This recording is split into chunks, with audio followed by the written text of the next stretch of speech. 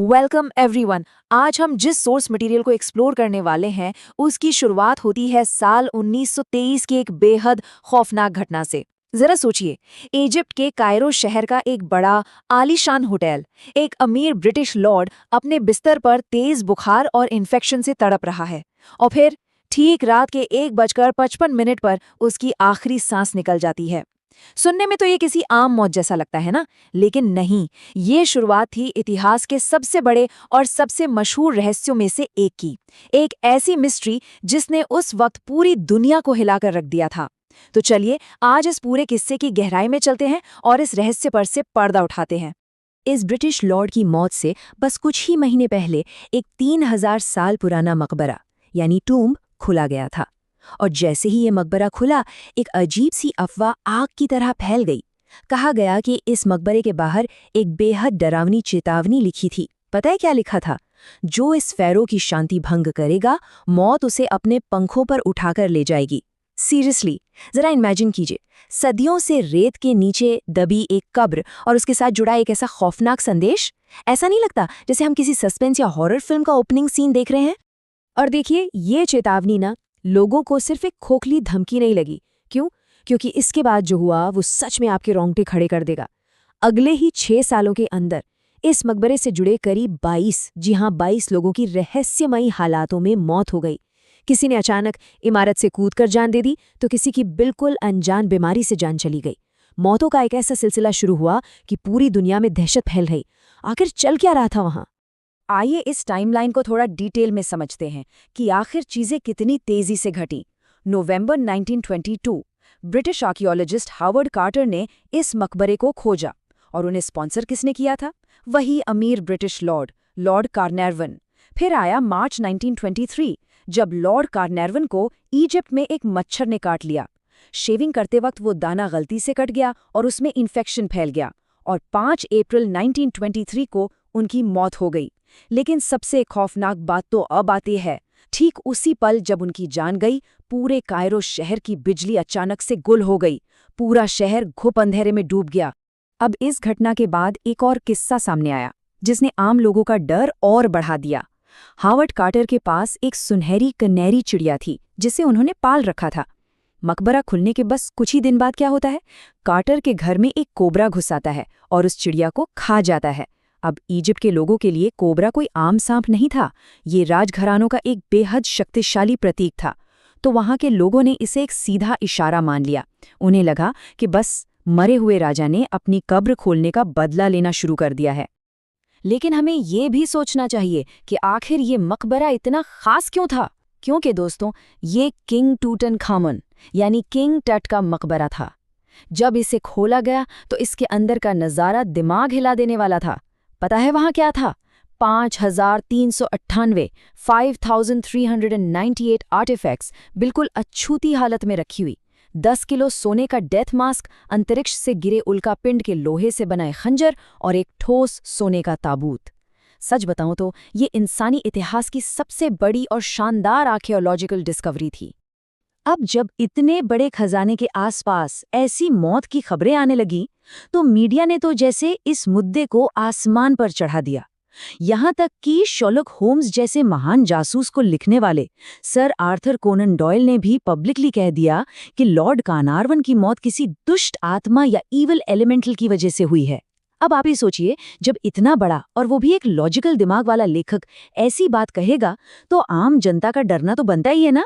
इसके बाद तो जैसे डर अपने चरम पर पहुंच गया। अखबारों ने इस श्राप को फ्रंट पेज की हेडलाइन बना दिया। वैज्ञानिकों और पत्रकारों की मौत की खबरें आने लगी। लेकिन सबसे बड़ा झटका पता है कब लगा? साल 1926 में, जब किंग टूट की मम्मी की ऑटोप्सी की गई।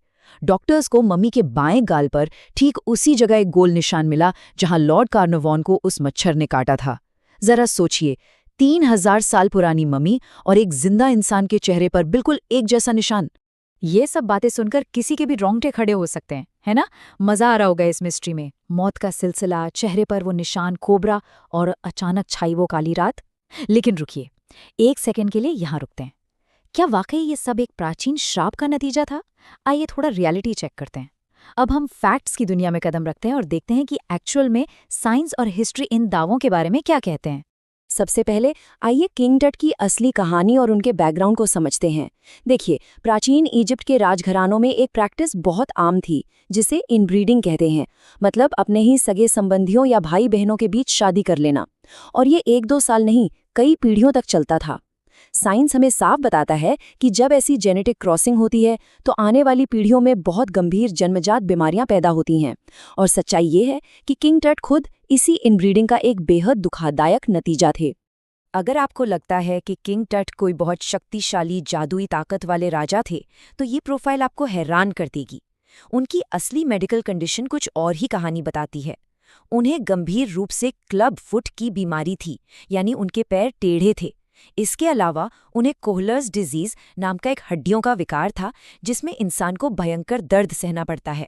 और ऊपर से मलेरिया भी। वो बिना किसी सहारे के एक कदम भी ठीक से नहीं चल सकते, एक्सट्रीम थे। शायद इसीलिए उनके मकबरे में चलने वाली 130 छड़ियां यानी वॉकिंग स्टिक्स मिली थीं। वो कोई शाप देने वाले जादूगर नहीं, बल्कि एक बेहद बीमार कमजोर किशोर थे, जिनकी 18 या 19 साल की छोटी उम्र में ही बीमारियों से लड़ते हुए मौत हो गई थी। चलिए, अब उन खौफनाक घटनाओं का थोड़ा तार्किक विश्लेषण करते हैं। वो कायरो शहर की बिजली गुल होने वाली बात याद है, जिसे आत्माओं का काम बताया गया था? उसकी सच्चाई दरअसल बहुत ही आम और साधारण है। 1920s के उस दौर में कायरो में पावर कट होना कोई नई या चौंकाने वाली बात नहीं थी। ये तो वहां रोज का काम था। लॉर्ड कार्नवन की मौत के ठीक वक्त बिजली का जाना महज एक इत्तेफाक था, कोइंसिडेंस था, कोई पैरानॉर्मल एक्टिविटी नहीं। और वो इंग्लैंड में लॉर्ड कार्नवन के पलटू कुत्ते की उसी वक्त मरने वाली फेमस कहानी, उसका क्या? जब हम अलग अलग कंट्रीज के टाइम जोन्स को केयरफुली देखते हैं तो ये दावा भी हवा में उड़ जाता है। कुत्ते की मौत सुबह करीब 4 बजे हुई थी, जबकि लॉर्ड कार्नवन रात 1:55 बजे मरे थे। और अगर इंग्लैंड के टाइम के हिसाब से देखें तो वो आधी रात का वक्त था। तो पॉइंट ये है कि ये दोनों मौत एक ही पल या एक ही वक्त पर नहीं हुई थी। और अब आते हैं इस पूरे किस्से के सबसे बड़े झूठ पर। मकबरे के बाहर वो मौत के पंखों वाली चेतावनी, जिसे सुनकर सब डर गए थे, वो एक्चुअल में कभी वहां थी ही नहीं। जी हाँ, आपने सही सुना।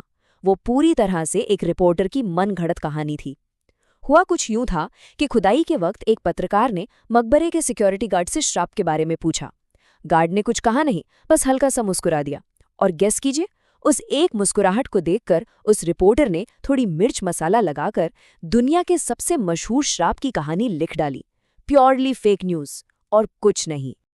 अगर हम सिर्फ फिगर्स और आंकड़ों पर ध्यान देना तो इस सो कॉल्ड श्राप की पूरी पोल खुल जाती है। लॉजिक क्या कहता है? अगर सच में कोई श्राप होता तो सबसे पहले वो लोग मरते जो सबसे पहले उस मकबरे के अंदर गए थे। लेकिन सच्चाई देखिए, डॉक्टर डेरी, जिन्होंने सबसे पहले मम्मी को खोला, वो 87 साल की उम्र तक जिए। लेडी एवलिन, जो सबसे पहले अंदर कदम रखने वालों में से थीं, उनकी मौत 78 साल में हुई। और खुद हावर्ड कार्टर, जिन्होंने ये मकबरा खोजा और मम्मी को बाहर निकाला, वो 64 साल की उम्र तक, यानी मकबरा खुलने के पूरे 16 साल बाद तक जिंदा रहे। कहाँ गया श्राप?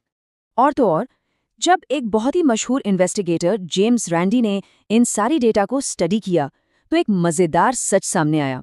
उन्होंने बताया कि मकबरे से जुड़े उन सभी श्रापित लोगों की मौत की एवरेज एज करीब 73 साल थी।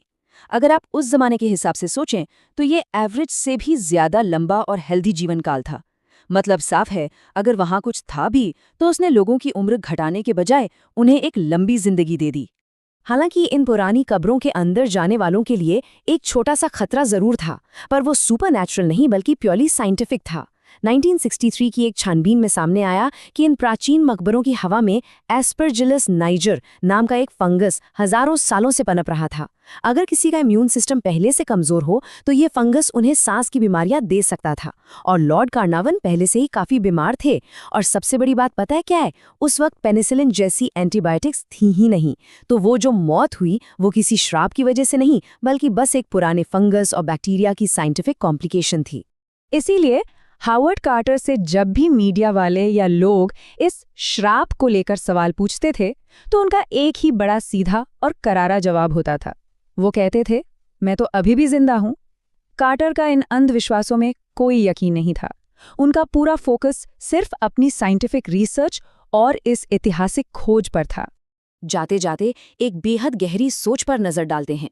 प्राचीन इजिप्ट के लोगों का मानना था कि किसी भी इंसान की असली मौत तब होती है जब दुनिया उसका नाम भूल जाए। किंग टुट के बाद आने वाले राजाओं ने उनका नाम इतिहास के पन्नों से मिटाने की पूरी कोशिश की थी और लगभग 3000 सालों तक दुनिया उन्हें सच में भूल भी चुकी थी। लेकिन हावर्ड कार्टर की उस एक खोज ने उन्हें पलक झपकते ही दुनिया का सबसे मशहूर फ़ैरो बना दिया। तो जरा सोचिए, क्या उस तथाकथित श्राप से ज्यादा बड़ी बात ये नहीं है कि हावर्ड कार्टर ने इस अनजान राजा को वो अमरता दे दी जो उनके कल्चर में सबसे मायने रखती थी, एक ऐसा नाम जो अब शायद ही कभी भुलाया जा सकेगा। और इस मटेरियल को एनालाइज करने के बाद एक चीज़ बिल्कुल साफ हो जाती है कि कैसे एक छोटी सी अफवाह सदियों का डर बन सकती है, पर आखिर में लॉजिक और साइंस ही सच्चाई सामने लाते हैं। उम्मीद है आपको इस रहस्य की गहराई समझने में मजा आया होगा।